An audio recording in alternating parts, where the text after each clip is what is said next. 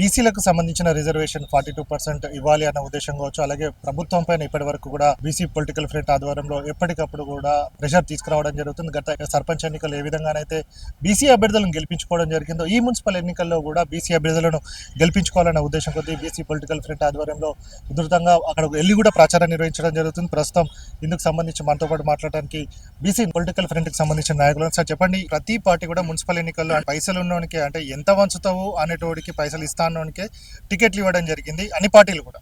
So మరి ఇట్లాంటి సమయంలో బీసీలు అంటే మిడిల్ క్లాస్ ఉంటారు, చాలా ఇప్పుడిప్పుడే పైకి వస్తున్నారు. మరి వీళ్ళను మీరు ఏ విధంగా గెలిపించుకోబోతున్నారు వాళ్ళ నుంచి, అంత అగ్రవర్ణాల నుంచి? అన్ని పార్టీలు కూడా కాంగ్రెస్ పార్టీ 53% ఇచ్చినమని చెప్తా ఉన్నారు బీసీలకి.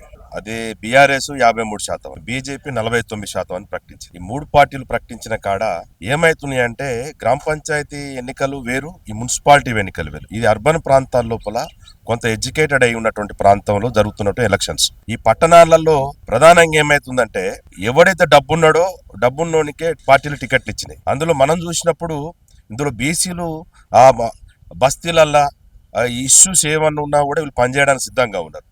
అయినా సరే ఏమవుతున్నాయి, చిన్న ఎగ్జాంపుల్ 53% ఇచ్చినమని విర్రవీగుతున్నటువంటి పార్టీలు ఒక చిన్న ఏ అనే వార్డు కాడు ఉంది.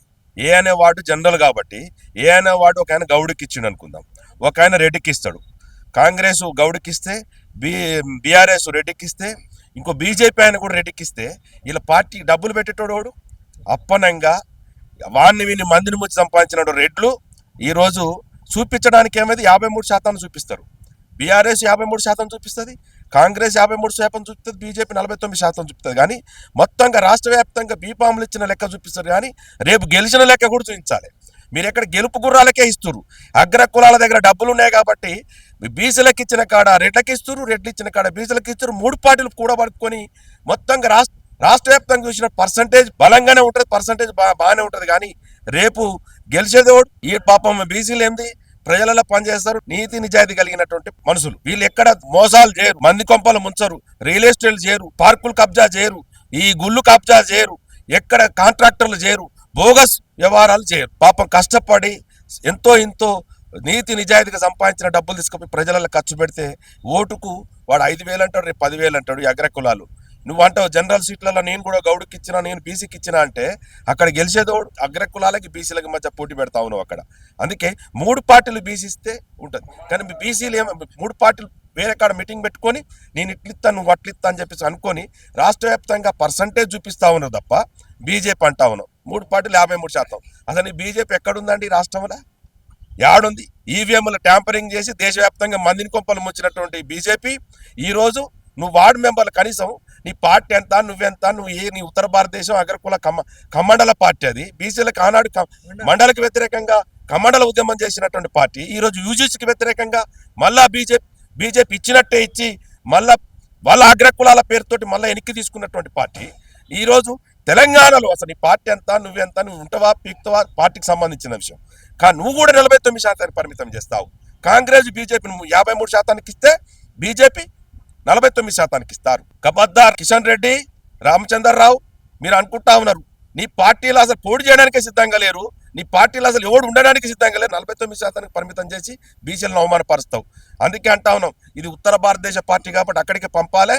కొద్దిమంది కుహానా ఏదో ఈ బినామీ పేర్లతో ఉన్నటువంటి పార్టీలో పనిచేసేటోళ్ళు ఎవడన్నా ఉంటే అరాచకవాదులు ఉంటే తక్షణమే రాజీనామా చేయాలి. ఇందులో బీజేపీ బీసీలు కానీ ఎస్సీలు కానీ ఎస్టీలు కానీ ఉండొద్దు, తక్షణమే రాజీనామాలు చేయాలి. బీజేపీ పార్టీకి 49% పరిమితం చేసి బీసీలను అవమానపరిచి ఈరోజు యూసీసీని కావచ్చు మండల ఉద్యమాన్ని కావచ్చు అవమానపరిచినటువంటి బీజేపీని తక్షణమే ఉత్తర భారతదేశం పంపాల్సిన అవసరం ఉందని తెలియజేస్తుంది. సార్ మీరు చెప్పండి, అంటే ఈ ఎన్నికల్లో బీసీలు గెలవడం కోసం అంటే మొన్న ఎట్లయితే సర్పంచ్ ఎన్నికల్లో గెలిపించుకున్నారో మీరు పొలిటికల్ ఫ్రంట్ ఆధ్వర్యంలో ఏమన్నా ఎజెండా కల్పన చేయడం జరిగిందా బయటకు వెళ్ళి ఎక్కడైనా ప్రచారం చేయడానికి? 42% రిజర్వేషన్ అడ్డుకున్న ద్రోహులకే కొన్ని పార్టీలు సీట్లు ఇచ్చి గౌరవించింది కాబట్టి ఆ పార్టీలను మా బీసీలంతా కూడా బహిష్కరిస్తారు. అసలు ఆ పార్టీలకు ఓట్లే వేయొద్దని చెప్తున్నాము. మా బీసీ బిడ్డలు నిలబడ్డ దగ్గర జనరల్ స్థానాలలో వాళ్ళని గెలిపియాలని మీ ద్వారా తెలియజేస్తున్నాము.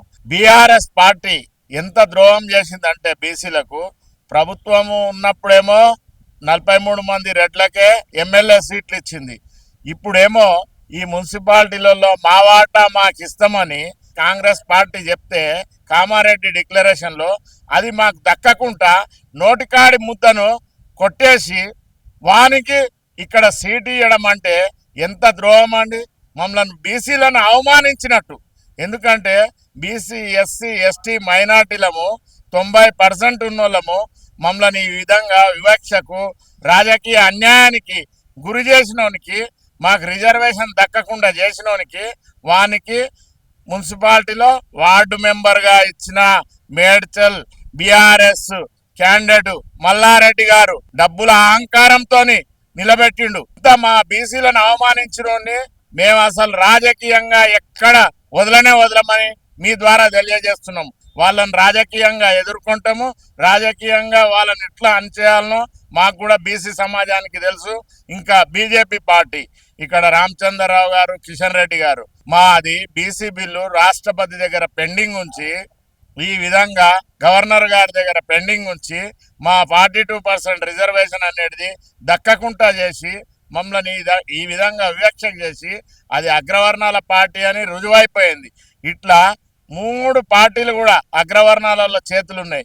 కేసీఆర్ అన్నట్టు ఆయన చూసుకోవాలి కదా, బీసీల గురించి ఒక్క మాట మాట్లాడలేదు. వచ్చిండు, అసెంబ్లీకి వచ్చిండు, వెళ్ళిపోయిండు, ఫామ్ హౌస్ పరిమితమైండు.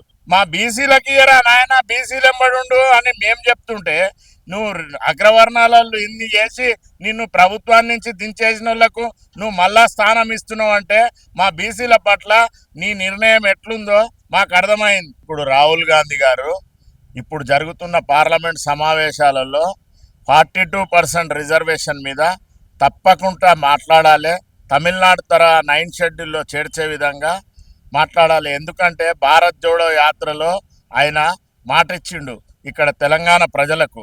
ఆ ఇచ్చిన మాట ప్రకారము ఆయన పార్లమెంట్లో మాట్లాడకుండా ఏమి చెప్పినా తెలంగాణ ప్రజలు నమ్మరు.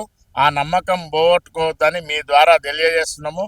ఈ సమావేశాలలో తప్పకుండా మాట్లాడాలి ఆయన.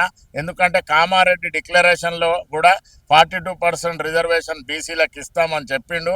మాట తప్పకుండా ప్రతిపక్ష నాయకుడైన రాహుల్ గాంధీ గారు తప్పకుండా ఈ రిజర్వేషన్ మీద ఈ సమావేశాలను మాట్లాడాలని మీ ద్వారా తెలియజేస్తున్నారు. సర్పంచ్ ఎన్నికల్లో ఏ విధంగానైతే తీర్పునిచ్చడం జరిగిందో బీసీలకు సంబంధించి ఇప్పుడు ఏ విధంగా ఉండబోతుంది మున్సిపాలిటీ? ముఖ్యంగా తెలంగాణ రాష్ట్రంలో కాంగ్రెస్ పార్టీకి ఎన్నికల మీద ఉన్నటువంటి సోయి బీసీ రిజర్వేషన్ల పైన లేకపోవడం అనేది బాధాకరం. కాంగ్రెస్ పార్టీ అసెంబ్లీలో బీసీ రిజర్వేషన్ బిల్లు పాస్ చేసిన తర్వాత ఇది 3వ పార్లమెంట్ సమావేశాలు జరుగుతూ ఉన్నాయి.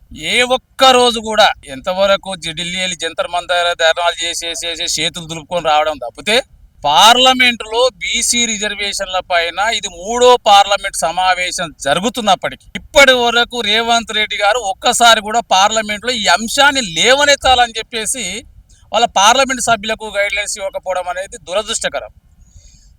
సరే, రేవంత్ రెడ్డి గారు అంటే అడగలేదు.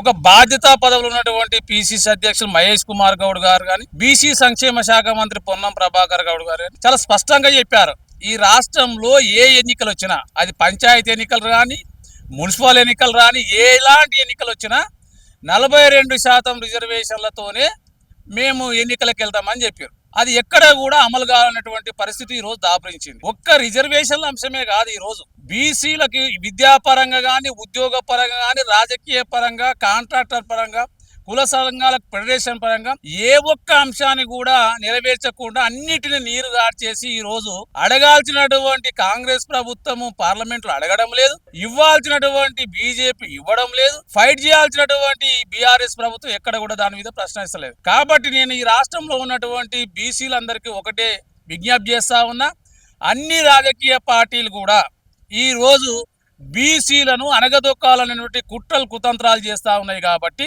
మనము ప్రజాస్వామ్యబద్ధంగానే మనకంత వాటా దక్కాలంటే మనము ఎన్నికల ద్వారానే అన్ని రాజకీయ పార్టీలకు బుద్ధి చెప్పాలి.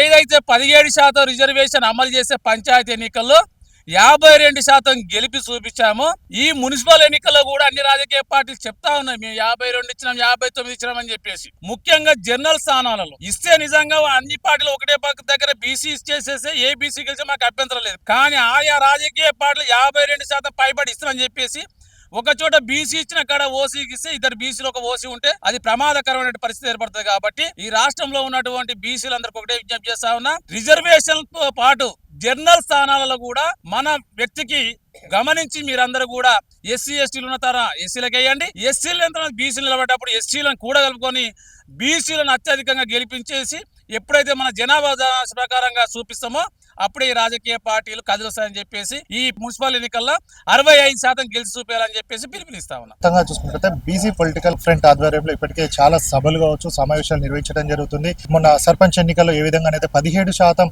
రిజర్వేషన్లు అంటే క్యాండిడేట్స్ ఇస్తే మాత్రం 52% బీసీలను గెలిపించుకున్న ఘనత కూడా బీసీ నాయకులదని కూడా చెప్పొచ్చు. ఈ సందర్భంలో కూడా ఇప్పుడు ప్రతి పార్టీ కూడా 3 పార్టీలు కూడా బీసీలకు అది చేస్తున్నాం ఇది చేస్తున్నాం అంటున్నాయి. కానీ ఇప్పుడు చూసుకున్నట్టయితే ఒక బీసీ నిలబెట్టిన దగ్గర ఒక పార్టీ నిలబెడితే మరో 2 పార్టీల నుంచి రెడ్లను నిలబెడుతున్నారని కూడా చెప్తున్న నేపథ్యం. సో బీసీలకు రాజకీయంగా ఎదగాలి అని అంటే మాత్రం విద్య నుంచి రాజకీయంగా మనందరూ కూడా దాంట్లో పైచేయి సాధించాల్సిన అవసరం ఉంటుంది. కాబట్టి ఈసారి మాత్రం మున్సిపల్ ఎన్నికల్లో బీసీలు ఎక్కడైతే నిలబడడం జరుగుతుందో బీసీ ఎస్సీ ఎస్టీలను అందరినీ కూడా గెలిపించుకోవాల్సిన అవసరం ఎంతైనా ఉంటుందని కూడా బీసీ పొలిటికల్ ఫ్రంట్ ఆధ్వర్యంలో నాయకులు చెప్పడం జరుగుతుంది.